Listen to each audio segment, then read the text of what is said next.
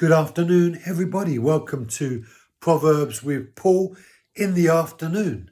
This rather unusual Christmas presentation day.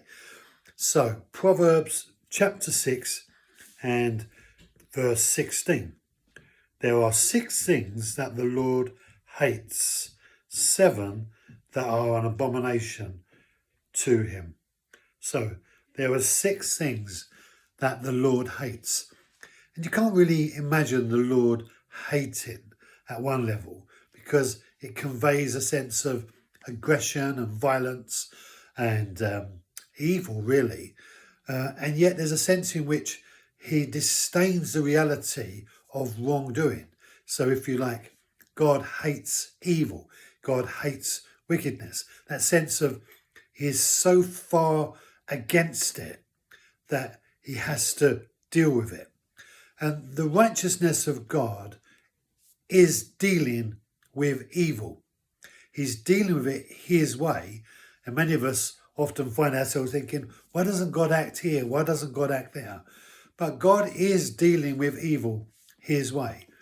But Solomon recognizes that there are 6 things and even 7 that the Lord hates, that there are abomination to him. Basically, they make him feel so sick inside as relates to the doing of that thing. And he prepares us to prepare ourselves to hear the list that he's about to give us. And this list itself is quite incredible because it contains the things that you and I also find disdaining and we would try to avoid and try to keep out of our lives. Often these things come into people's lives, not because they buy into them at that level, but they tread a pathway that leads them to doing these wrong things that are detestable, abomination that the Lord hates.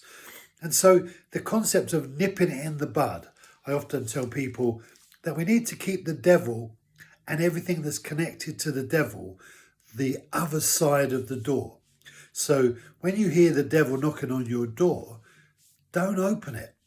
Don't entertain his conversations. Don't get involved in his considerations. He comes and he drops things into our minds and he causes us to think on those things. He sets us up.